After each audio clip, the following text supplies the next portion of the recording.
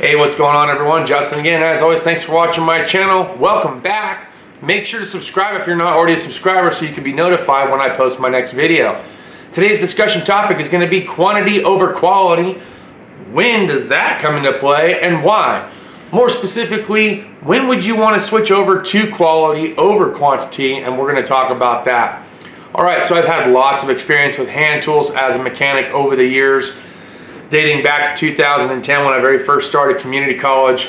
Most of you that watch my channel will remember the stories that I've told where back when I first started community college, I went to Harbor Freight, was able to fit everything in a $1,000 budget, and was able to build that quantity based off the tool list that I was required to have when I started the automotive program. And then slowly but surely over time, I changed things out to go more towards quality.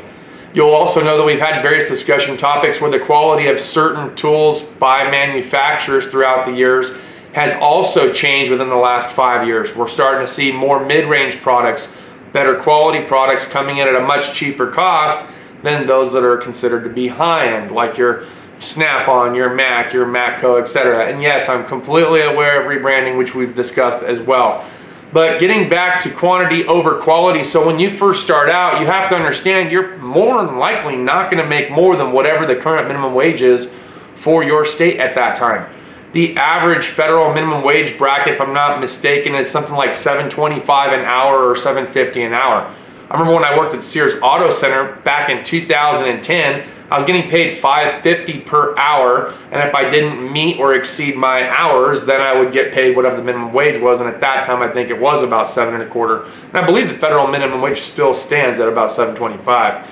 But now we're in 2021. California minimum wage for any employer that has less than 25 employees is $13 an hour. Any employer with 25 or more employees is now $14 an hour.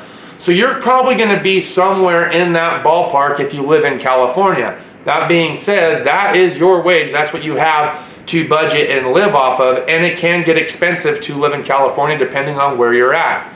But say you live in a rural area where housing is fairly inexpensive, your rent's only maybe like $700 a month.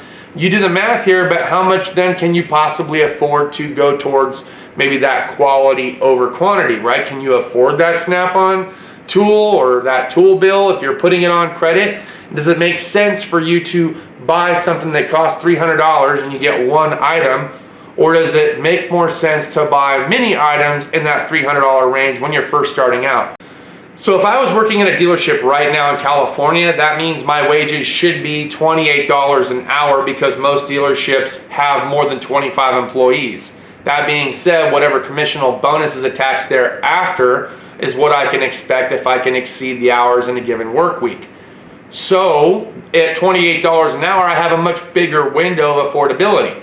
But if you're starting out at like Discount Tire Center or Walmart, you're probably going to be closer to that $14 an hour. So with that being said, as you're building this tool inventory and you're starting from scratch, it's really not in your best interest to buy quality over quantity because you don't have a lot of the necessities that you're going to need as a mechanic that would go to work for a dealership, okay? At the dealership, they pretty much require you to have any and all tools to do pretty much any and all jobs that come in, for the exception of the specialty tools which that dealership provides.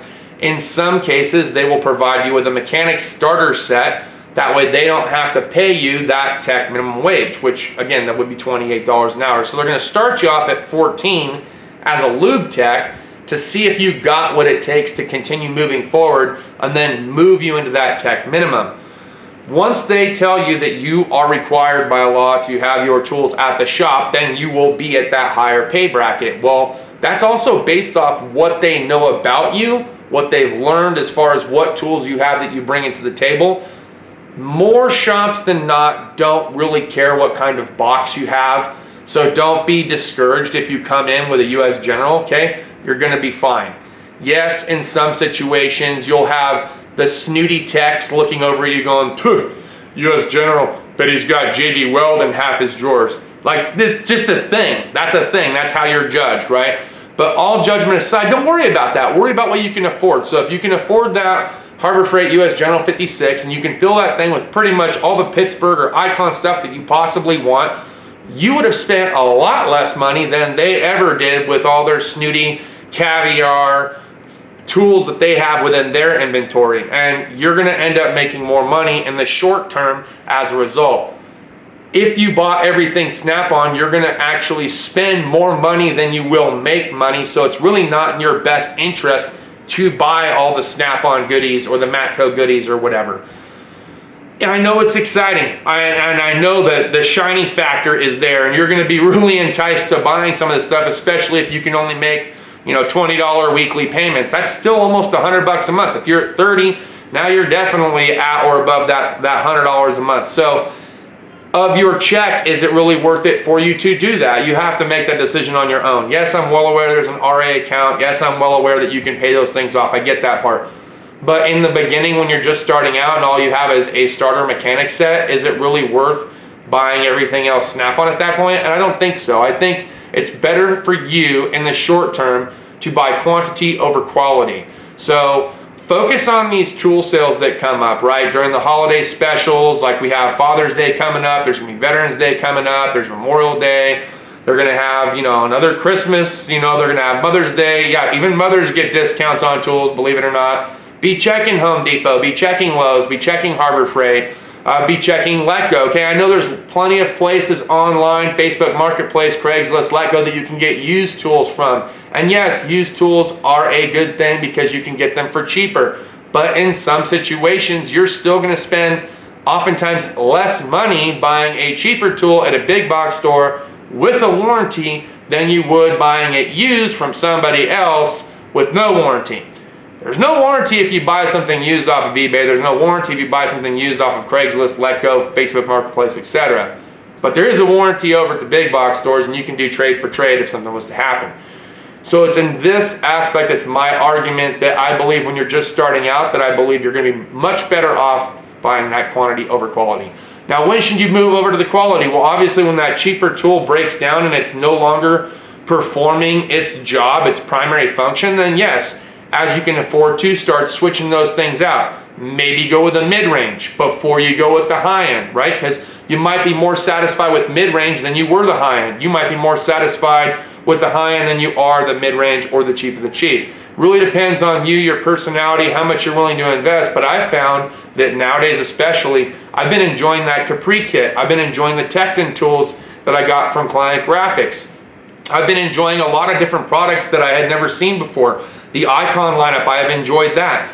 So these are tools that are, I would consider mid-range, that you can really save a lot of money on if you decided not to go completely cheap of the cheap, but don't ignore the fact that cheap of the cheap is going to save you more money in the long run. Like a putty knife set. Do you really need to go buy the most expensive putty knife set for automotive? No. You can get cheap of the cheap, you're going to beat it up, it's going to work. Do you need to go buy the most expensive hammer set that was ever made? No, you don't. You can go to Harbor Freight and buy any one of their hammers off the shelf that were made in China or whatever, and they're gonna hold up and they're gonna work great. It's a piece of metal that you're banging other metal with, so you have to like really take into consideration what it is that you're choosing to purchase. Same thing with the punch and chisels. You're gonna beat them up. And then sometimes it's easier to buy a cheaper set, heat it up, dip it and use motor oil, and they get even stronger than it was for you to buy that Snap-on set. They cost 6 times more than the cheap set. So this is where I'm kind of going with this. I hope you guys are kind of following along and tracking with me on the point that I'm trying to get across. If you disagree with me, feel free to leave it down in the comments. If you agree with me, feel free to leave it down in the comments. If you're a new and upcoming tech, still trying to build your arsenal, what tools have you found that you've bought so far that were cheap of the cheap that just didn't pan out? And which tools have you bought that were expensive that you wish you would have got cheap? I'd like to hear your feedback down below in the comments. Make sure to click the drop down menu for the description so that way you can get access to coupon codes for the tools that are on my Amazon affiliate page. I think you guys are going to find them at a bargain, and I think you'll be able to add them to your arsenal. Try to save you a little bit of money. That's all I got for today's video, guys. Thanks as always for watching my channel. Cheers to those of you that have your beers. We'll see you next video. Deuces.